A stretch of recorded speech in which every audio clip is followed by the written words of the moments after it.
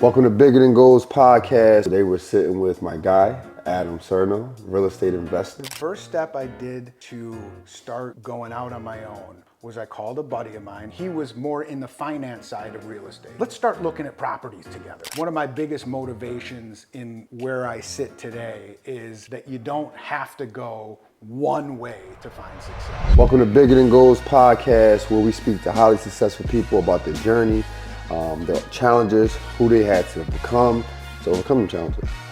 Today we're sitting with my guy, Surnow, real estate investor. How are you, my friend? Good to see you. Likewise. So I was doing a little research on just looking at your Instagram, and I learned a few things about you. One thing I learned is you don't like the window being up on planes. You don't like the window being up on planes in the daytime, early morning flights or night. You know, I pride myself on being a man of comfort, and I think that when you got somebody on a first thing in the morning flight or a late night flight with the window shade open, it just prevents you from getting any rest. Yeah, I'm you with know you what I on mean? that, bro. I'm with you on that. I sit on the aisle seat, so I'll never catch none of that sunlight. Right. And I noticed you had an accent, but I thought it was a Boston or a New York accent, or you maybe Italian accent. Where are you from? I grew up outside of Detroit. Okay, what part? It's called Bloomfield Hills. It's a suburb of Detroit. We're probably like 30 minutes outside of the city. Really nice suburbs. It's like the Beverly Hills of Detroit. You know, nice. Really nice. Beautiful suburbia, lakes, and nice green. It's very green, so a lot different than like a cement jungle that we're sitting in right now. Well, it's a nice place, and we'll one of your properties, 3-bedroom townhouse, very nice. I'm impressed with it. Thank you. So you moved to LA, or wait? Just talk about you're in Detroit. Was LA your first stop? Yeah, so I went to college, and after college, Detroit was in more than a recession. It was in a depression. Yeah. What year was that? This was in 2006, the Okay, end I of remember. 2006, going into 2007, and the auto industry had effectively crumbled. And anybody leaving school at that point in time really was moving out of state. I mean, people were fleeing Michigan. So most of the guys that I knew were getting jobs in Chicago, New York, Miami, Los Angeles. So if you wanted, unless you had like a family business that you could join that was really thriving, really wasn't a whole lot to do if you stuck around. So I didn't finish college, and I moved out to Los Angeles with a buddy of mine. He wanted to be an actor. And I said, what was I, 21 or something? If I'm 21, 22 years old, if I don't leave Michigan now, That's the best time. I'm never going to leave. Yep. I'll be 50 and being like, man, I wish I would have taken that chance. Just tried it out. Worst that happens, you don't like it and you move home. Back, yeah. So I did. My buddy and I got an apartment out here. He went into acting, and I said, man, I'm going to try and do some school. So I signed up for some school out here. What were you studying? I was a communications major. Okay. Ultimately, I didn't graduate. I didn't finish. Was it a big university or what? I went to CSUN, Okay. Cal State Northridge. Uh-huh. So I did a semester there, and then said, you know what?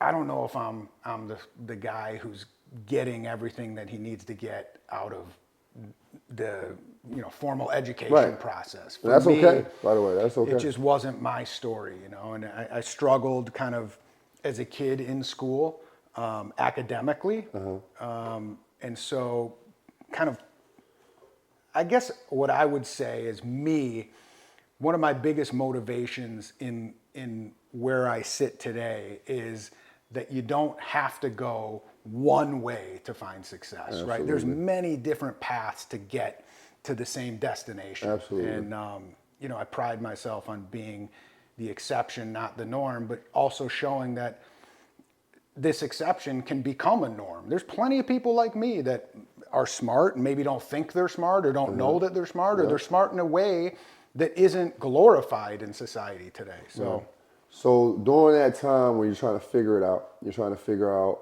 where do I go? How I'm not into formal education. Were you taking like odd jobs during that time to survive, or yeah, you want I to talk? was. What kind of jobs? I worked for a guy who gave me a job, an hourly job, doing just assisting him. He threw parties for weddings or bar mitzvahs or birthdays and stuff, and just helping him around his office. I had an odd job doing that. I worked at another buddy of mine's family jewelry company. I didn't know one thing about jewelry or watches or anything, Right. but I would show up, I'd pick up lunch, I would do whatever they said I needed to do. I mean, I was never too good for any job because I didn't have any income. I didn't know what the hell to do. So why did you go back to Detroit?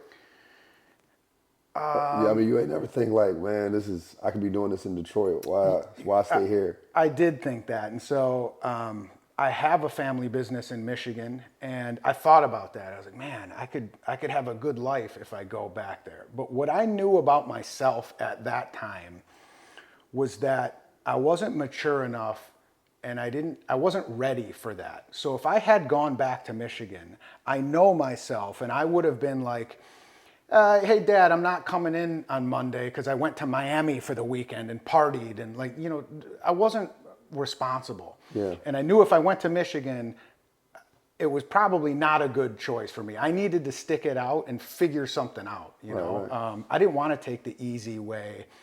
I think it would have been more harm than good for me, the way I operate. So you like a challenge? Yeah, and I want to put myself in a position to succeed and not say, oh man, that's kind of a dicey situation. You're setting yourself up to fail. So a little bit of the both of those. So when you was at the jewelry store, when was it? Like, when did you come to like realization, like, man, I gotta do something that's going to be more fulfilling for me? And then what was that step like?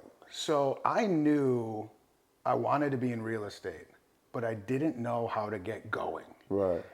So I knew, I was like, oh man, I have a vision. I know where I want to get to. So this is early on. So this is like 07, 08, right? Am I correct? Yeah, exactly. So the real estate thing, like now you see online so many real estate gurus and everyone making it seem like it's super easy, but that wasn't around back then. Instagram wasn't even around. Yeah, that wasn't around. So why did you want to be in real estate? Where did you get that idea from, or did you just like how did you get it? Like in the newspaper or? So my dad was in the real estate business, so I grew up seeing what he was doing, and I saw ultimately one of the greatest things was that he was available for me. Right? He was at all my baseball games, coached my baseball team. He showed up to every basketball game. So he had a job that allowed him the flexibility to be present in my life. Yeah. And to me, time is the most valuable asset. I don't care how much money you have. Right.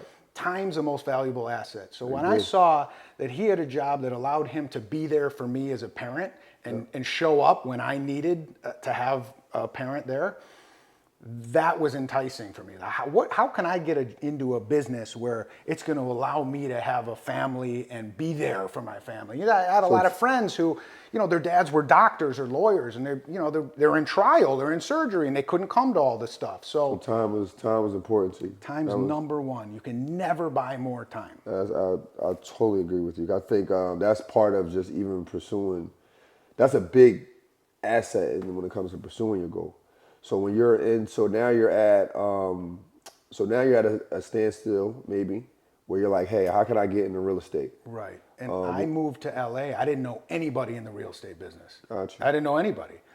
And I knew, again, I had this vision. I knew what I wanted to do. I knew I wanted to be in real estate. I wanted to own buildings, but I didn't know like how do you start that? Like how do you get going? So ultimately, I got an interview for a company, a real estate company here in LA, and the guy happened to be from Detroit that I was interviewing with. Well, that's a good connection. And it was a great connection. And I called him up. I said, "You don't know me, I don't know you, but here's what I'm looking to do." And he said, "You know what? Your timing's perfect. I need someone to come help me out. He said, come on in and we'll talk. And in that interview, I didn't really say much. He was just talking and telling me about what to do and what he was looking for and what they did. And he said, hey, can you start next week? I said, absolutely. What was your role? So my role, my title was Assistant Regional Property Manager. And I had never done any of this before. Right. I had zero experience. And when I told him that, he said, that's perfect. I don't want you to have any experience because I can teach you how to think. And you don't come in here with a set of skills that's going to contradict the way that we do things. Right. He says, you're a blank canvas right now. So you come in and you get to observe and through osmosis take my way of thinking and apply it and develop a skill set. So that's perfect. I don't want you to even know what you're doing yet. And so what happened was, over a course of 6 or 7 years, I became like his eyes and ears. So at that point in time, we had like maybe 10 or 15 huge business parks in Orange County. Our offices were in Century City, and I would drive to Orange County, and we had a couple million square feet. I mean, it's probably a $900 or $1 billion of property that I really oversaw for him. But again, it took a long time for me to get to the point where I was comfortable making decisions and, didn't need to go to him for every little thing. But he loved it because it made, I was like his little protege, and he ran the show, but he knew what was going on. And to his credit, one of the greatest things he ever did to me was when I started, he said, listen, I want you to think like a landlord, and I'll never get upset with you if you can walk me through your thought process on how you got to the decision that you made. Right. You may not make the right decision, and I may not agree with the decision, but if you can walk me through how you thought about it, I can't get upset. So one of the things that stood out to me from what you just said was it was 6 to 7 years. Now, we live in a society where everything needs to go quick, and they want everything right away. Now, I know from my own journey that the value is in the journey. Although everyone advertised the final product, you still have, before you get to that final product, you still have some good years in there. You still have a lot of years where you go through your ups and downs, but you get the highest education from them. Mm-hmm. In that 6 and 7 years, what was that like? As far as being under someone, were you broke? Were you? Do you have depressing times? Could you feed yourself? What was the 6 to 7 years like while you're learning about the real estate game? That's a great question, because in today's society, you see on Instagram the guy driving a Rolls Royce, but you don't see the 50 years he put in ahead of time, right? Mm-hmm. We live in instant gratification, and the real estate business is a get-rich-slow business, okay? It's not an overnight dream success. Right. And so to your point, I made enough to get by. Uh-huh. I was able to pay my rent. I had credit card debt. Like I was not going on big vacations, and it was humbling for me because I had friends here in LA that were joining like family businesses, and they were paying themselves $300,000 a year, $350 a year, and they're going on trips, and the business is paying for their Range Rovers, and they're doing whatever they want, and they're buying watches and cool stuff, and I'm thinking like, man, like, why? Where's mine? Like, I'm busting my hump every day, and I'm getting educated, but like, there's a ceiling. They're only going to pay me X amount of, even with a raise or a bonus. Like, I don't own the business. I don't own these properties. Like, I'm doing a good job, but what I know today is different than what I knew then. Right. About where do you go from there? So you never wanted to, I'm gonna do my own thing. I got enough I've been here for 2 years. I know everything I need to know. I'm starting my own thing.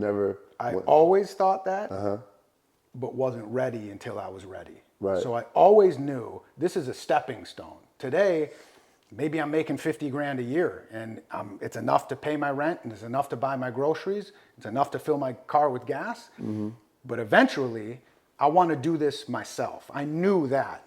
I didn't know when that was going to happen.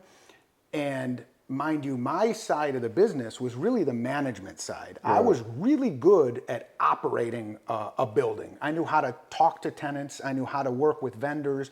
I knew how to negotiate leases. What I didn't know was any of the financial stuff. I didn't know how to talk to bankers. I didn't know how to apply for the loans. I didn't know how to underwrite the buildings. Hey, I want to go buy something. Well, what numbers do you look at? And so me not graduating college, I had this fear in the back of my mind. Well, I'm not smart enough. Well, I only know this side of the business. And that can be debilitating. That can really hold you back when you start believing your own negativity. Absolutely. So you had 6 or 7 years and you felt confident in your education thus far at that point. What was your first step by yourself? The first step I did to start going out on my own was I called a buddy of mine from Michigan who had left and he moved to New York, and he did similar thing. He was more in the finance side of real estate. And I said, let's start looking at properties together. Let's partner up, and I know how to run them and you know how to buy them. So I really leaned into a guy that I felt was smarter than me. What am I good at and what are you good at? Well, we make up for each other's weaknesses. Perfect team. And so every Sunday we would have a phone call and we would go over a property that we found. Hey, how do you look at it? What do you think about? What do you think about the management? Can we push the rents? What do you think about how does it look financially? And every Sunday we did that, and we must have looked at 1,000 properties. Never bought one, but we looked at 1,000 of them because that repetition, little did I know at the time, really got me confident in my ability to look at the financial side of a project. I can be frustrated though. I've tried to do business ventures with friends, and you go on. How long was it? Like, how many phone meetings you think you did before y'all was like? Well, you said 1,000. You probably did 1,000 phone meetings at that point, right? We must have looked at 1,000 properties. So we probably talked for, I don't know, 2 years. See, that's the thing. I tried to do a project with friends. It probably last like 3 weeks. Yeah. It was like 3 weeks. I'm like, bro, we still in the same place. This got to go somewhere. Yeah. So y'all looked at the property. Y'all never bought anything. Never bought. But you learned a lot from just understanding the market. Correct. And then you said, okay, now I don't know. You tell me, did you say, well, I got the information myself. I can do this on my own. So I found a property and I learned everything about it. I found a property through a relationship. Out here in LA? Or? In Palm Springs. Palm Springs, okay. In Palm Springs, California. I found a commercial property and I learned everything about it. And I found this property through a girl that I knew. Her family was selling it, and I said, well, I'm looking to get into real estate. Maybe I could look at it. She goes, yeah, here, call my aunt or whatever. Okay. So I get all the information about it, and I brought it to my buddy. I said, hey, here's what's going on. He wasn't interested in it, but I really liked it. So I said, okay, I'm going to buy this property. I've never done this before. I'm going to buy this property, and I got to go raise this money. No bank is going to lend me money. I don't have any track record. Right. So I went and I picked up the phone and I started calling people. And I was working at the watch store at this point in time. And so I said to my buddy, Josh, who owned the watch store, I said, listen, do you mind if, during lunch or if if we're slow, I make a few phone calls? Yeah, do whatever you need to do. He was super cool about it. Right. So I would start calling people. Hey, I got this project. Would you be interested in put some money into it? And here's how it's going to look. And I was able to raise the money to buy this property. And I'll never forget, it's really scary when you are putting your own reputation, your own money, and other people's money into a project. And you've never done it before. Yeah. So I called my dad and I said, hey, should I do this? And he said, you've studied every inch of that building. You know everything there is to know about it. Go for it. What are you scared of? Go for it. And that push was what I needed to kind of hop over the edge and get into the real estate business. And purchasing that was my first asset. Coincidentally, right after that, I had another opportunity. So I like to say, action breeds action, right? So when like you're that. when you're Action sitting, breeds action. I like action that. breeds action. So when you get in the game, there's more that happens, right? When you're Right. sitting on the sidelines, you're seeing a lot of stuff, but you're not really involved in it. Right. The second you step onto the court, you're getting passes, you're making assists, you're making layups, Yeah. like you're in the game, Yeah. right? So I learned that through the first acquisition. I bought my first property, and bam, someone else calls me. Hey, we got a house in Cheviot Hills, and then I did my first house renovation. Wow. So it started to roll from that point. So one of the things that stood out to me is because one of the things that stood out to me was raising the money. How do you start with that? Like that, most people go into it, even including myself. I got to save all this money to get my first piece of property.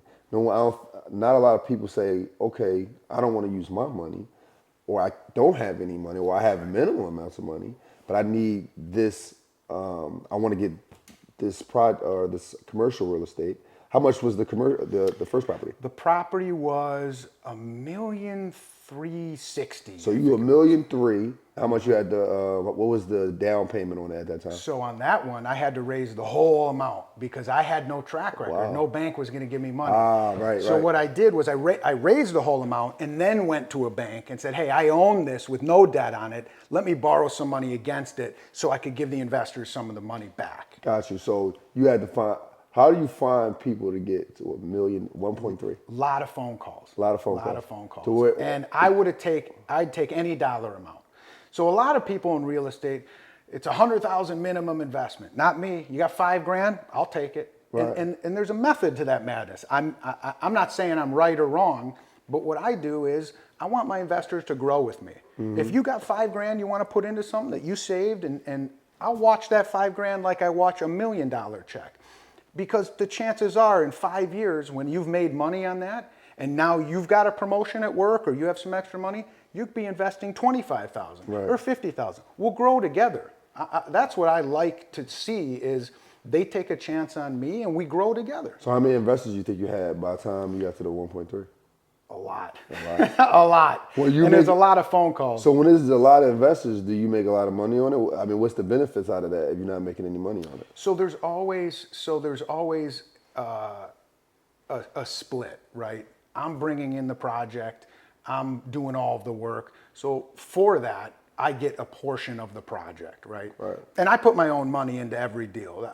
I couldn't, in good faith, ask an investor to put in money that I'm not willing to put in. Now, I'm not in a point financially where I can fund every project myself, right, but I do contribute because I think it's important. During that time, I'm still talking about the Palm Springs property. How much money did you put into it, if you don't mind me asking? On that one, I think I put in $50,000. $50,000, so that was a lot of saving. That was a lot. That was everything. That was a lot of peanut butter and jelly That sandwiches. was a lot, man. I was eating a lot of Campbell's soup. Okay, so you put about $50,000 in it. That's not bad. Yeah. And then you had the investors. So how does that work though on the payout monthly? So that one, because at the time we didn't have any. I'll run you through the actuals. So when I bought that project, the rents were about $800 a unit. Today, how many units? There's 14 units. 14 units. 14 units. They're commercial industrial warehouse units. Okay. Great location. And the old owner didn't want any vacancies. They weren't in the real estate business. They happened to own this building. They didn't want to deal with any units coming vacant where they were worried about, your rent is your rent, just pay it, no problem. Gotcha. I went in with my management experience, right, that I got from the job that I had, and I said, I'm willing to take that risk. Rents are going to go up because our costs go up. Everything goes up, right? So I've got to increase you. And slowly but surely, like today, our rents are $1,750 for that same exact unit. Wow. So I've increased the value of that property by over 100%. And we've refinanced, and today we don't have any money in it. We got all our money out and then some, because of the risks of saying I'm willing to sit with a vacant unit to get the rents that we need to get in order to make money, right? I mean, because ultimately we want to have a profitable, appreciating asset. Oh, nice.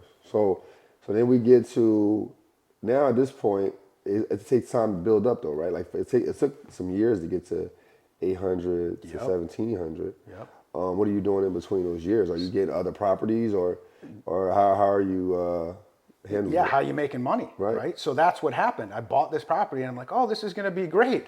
And then I'm thinking, well, I'm making like, I don't know, $700 a month or something from this. That's not enough to eat You're not off making of. $7 million a month? No. I thought You buy your first building, right? You get real estate, you think you get $7 million. Where's my Rolls Royce?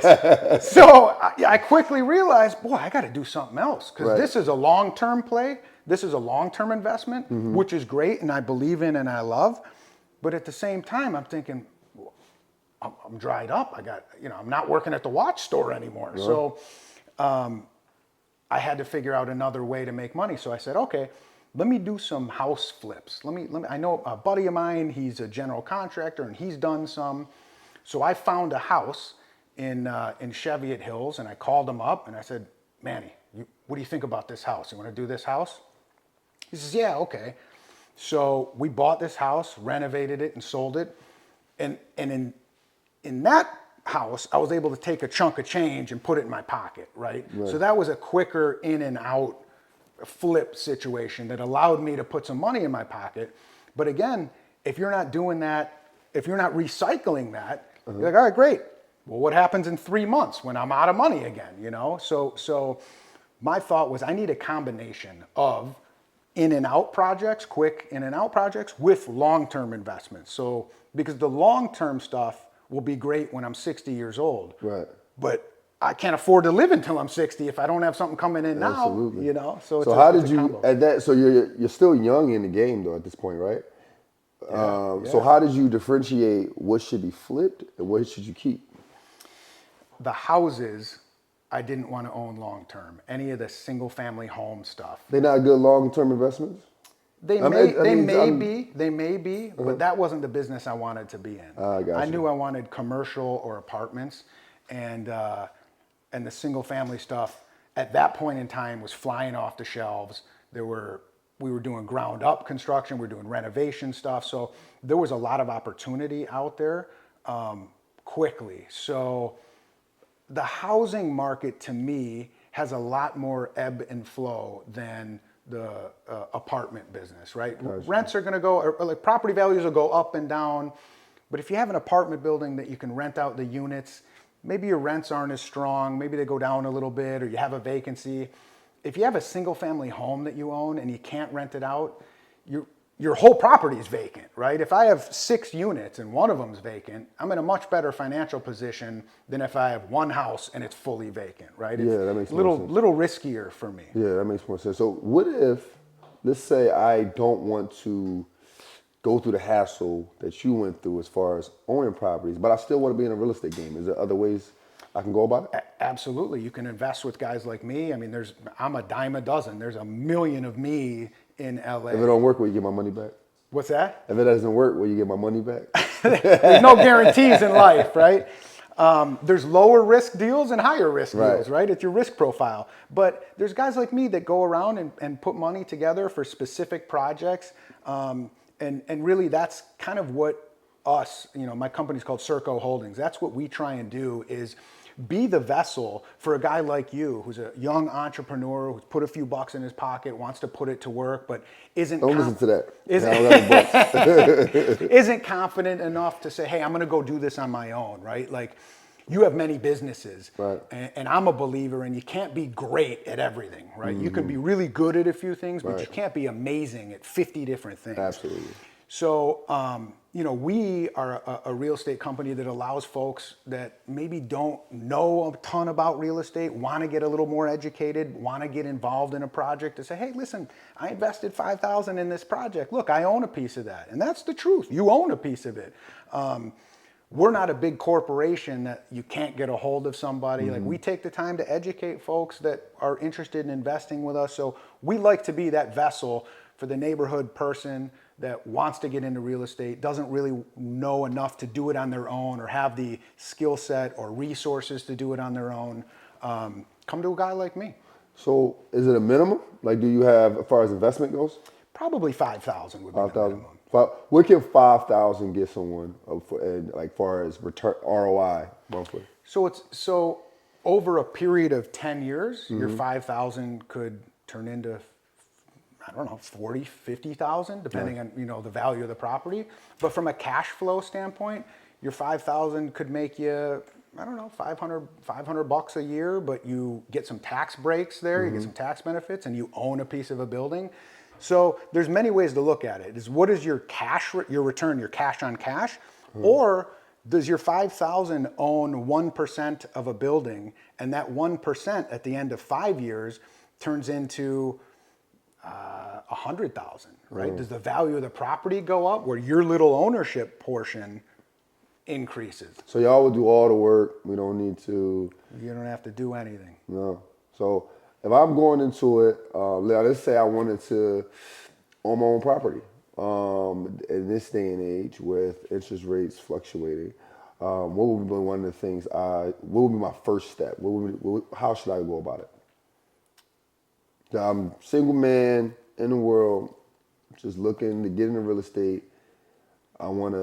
Should I take the route of, what do you call it, OPM, other people's money. So I take that route. I want a duplex. I want a duplex in Houston.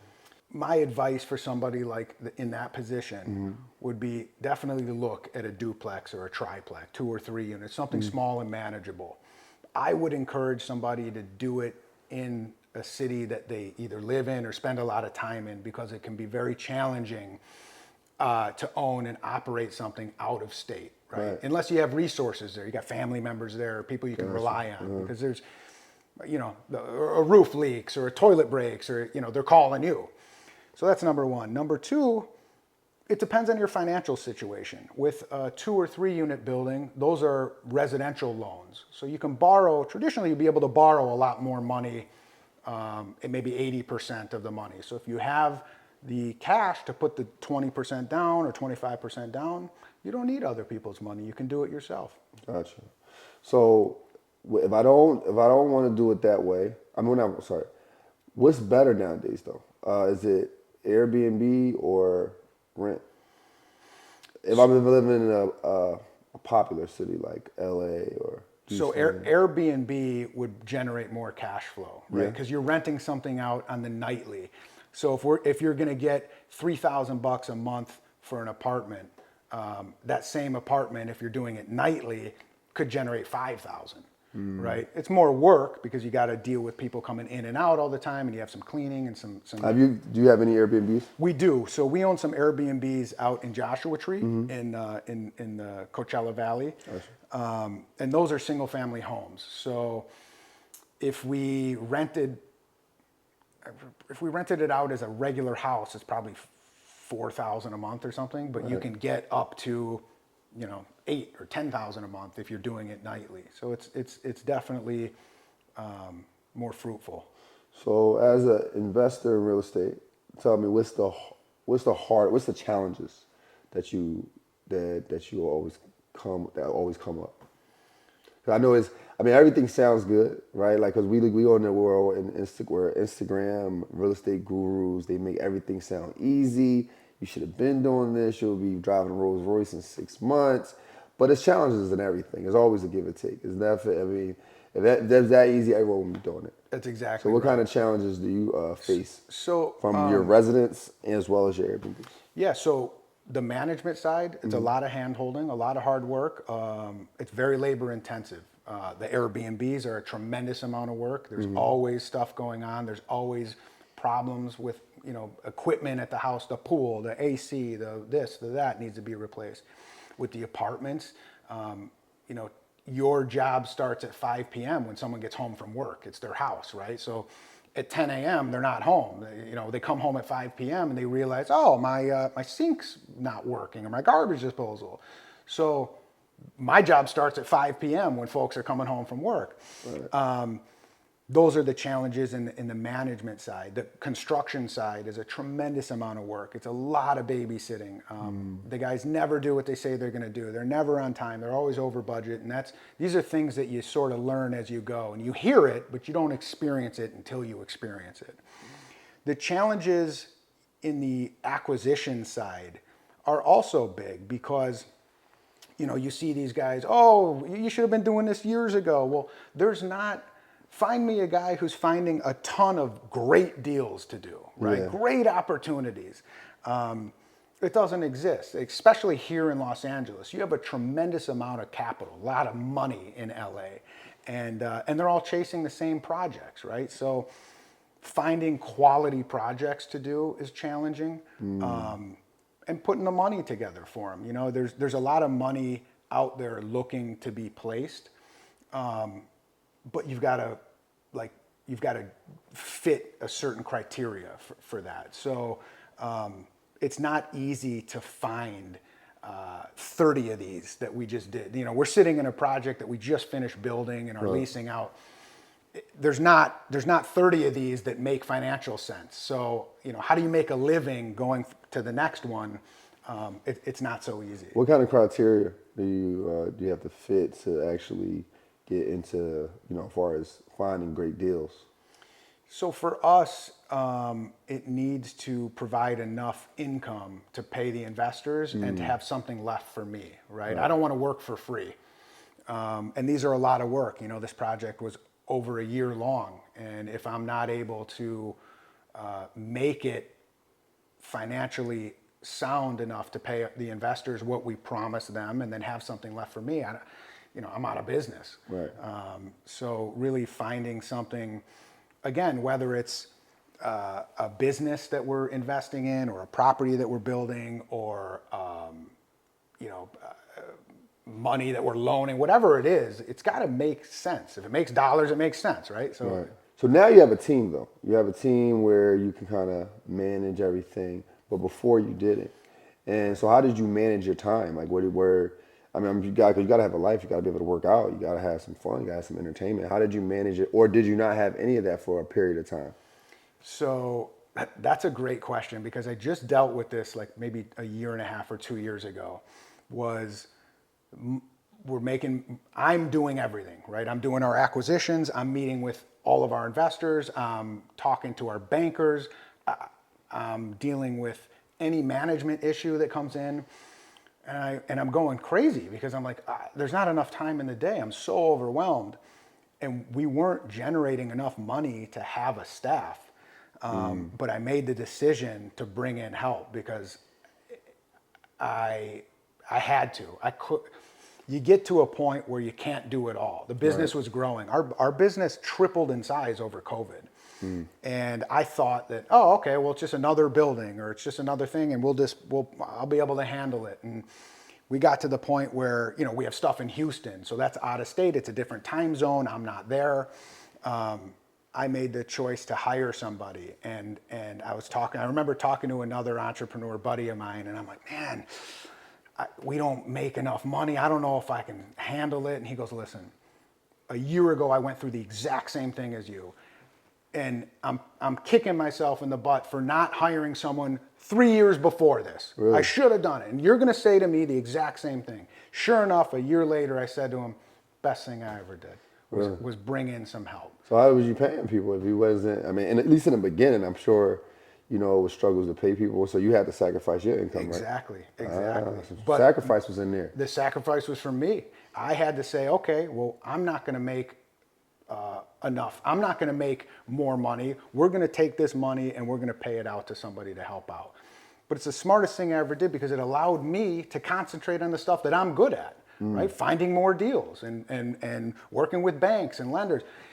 I had to buffer myself between the tenants and the vendors. I can't have everybody calling me. There's just not enough of me to go around. There's not enough time in the day, right? Yeah. So we have to prioritize. And when you get to a point in your business, those are growing pains, and those are blessings to have the ability to be like, man, I'm gonna hire someone. Whoa! How long do you think you would sacrifice like your income as far as like, look, I'm not gonna I'm not making all the money, but I got to pay my staff to grow. How long you think that sacrifice?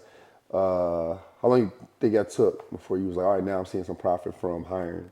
Oh, it was immediate. Immediate? Because Okay. the relief in me allowed me to go right after I hired.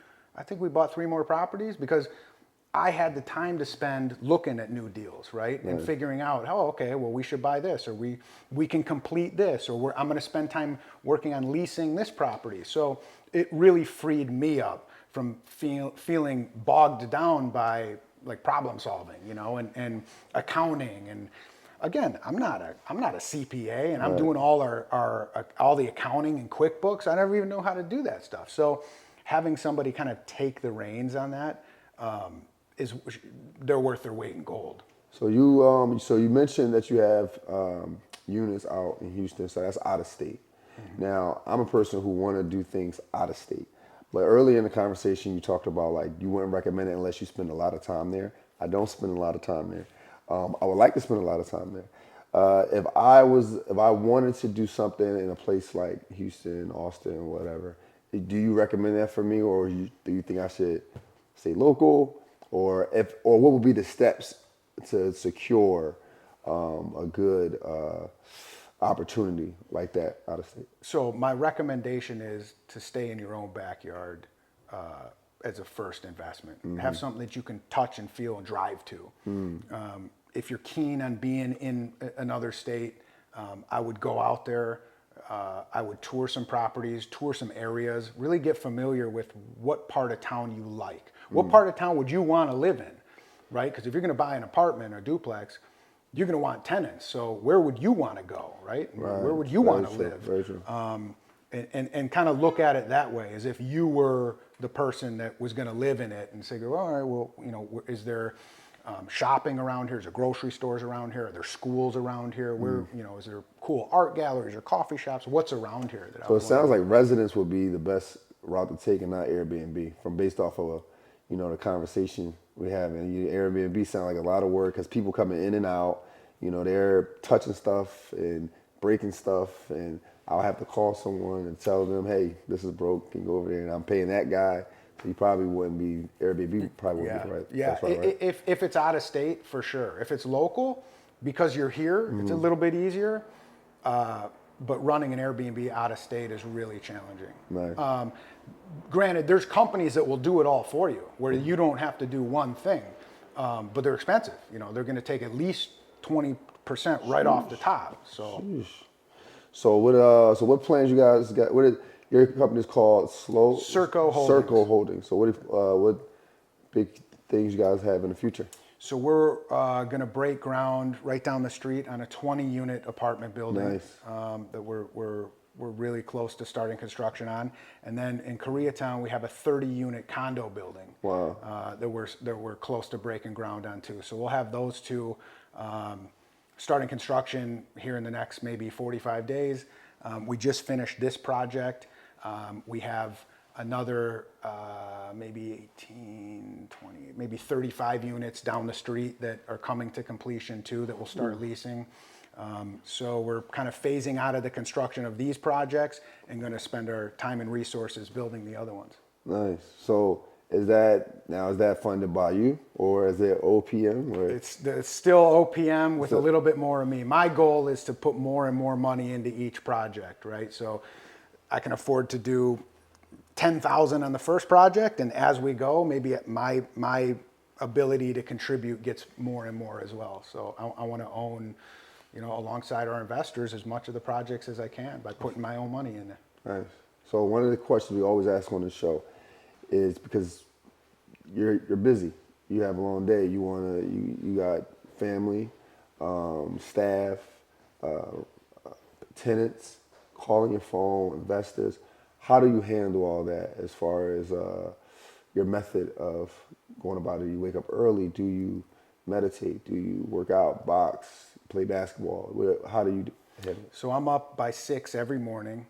And now, at 6 o'clock in the morning, is that a routine that you always had, or probably just started when you started finding success in real estate? You know what? It started when I got into real estate, because I would get excited I would get excited to have something to do, right? So my days weren't packed when I was looking for properties and I didn't own anything, or I just owned the first Palm Springs property, right? That wasn't going to take up 9 to 5 every day.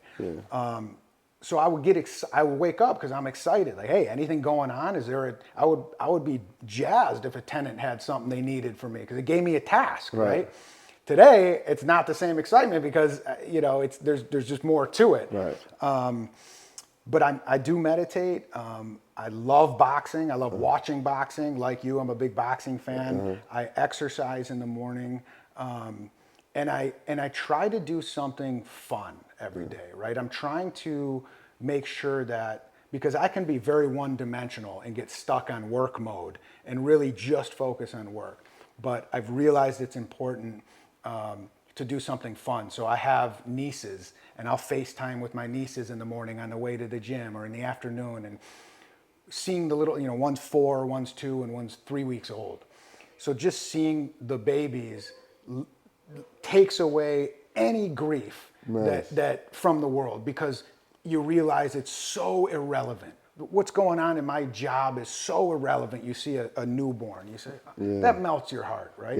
What the hell could possibly, what do I care about what the tenant's doing or needs or what I need or what I want? Or, it doesn't matter. You're looking at a beautiful little baby. It just is the best feeling in the world. So family's number one, no matter what. Family's number one. I always say that. We just talked to someone, we talked about putting family over the bag. Absolutely. Yeah. Absolutely. A lot of people think the bag comes first, but I truly believe it comes within. I think the bag, because you're from just listening to your journey, you just already had the spirit. Like you had the opportunity to leave at any given time, especially in the earlier times when you're watching your friends and they're making all the money, and you're not, and then you're working for someone for 6 to 7 years, and you're trying to figure out when my opportunity is going to come. So I think I think you already had it in you as far as where you are now. So we congratulate you. Thank you. Congratulate you. Thank you. We want to thank you for your time. It's my pleasure. Appreciate you, Adam. My pleasure. My guy. I'll leave you with this. God doesn't give to closed hands. You can't keep what you don't give away. So if you've made some success and you're doing something that you can help others, you have to help other people. I agree. No matter what. I love when someone comes to me and they want some advice. It just means that I've done something that's meaningful to somebody, right? And that's not an ego thing. I love to help people. So if there's a message to give, it's always give back. Absolutely. Yeah. And if people want to invest in your company, where can they find you? Our website is surcoholdings.com, SURCO. Holdings.com. We have Instagram. We have a website. What's your Instagram? Surco Holdings is the Instagram.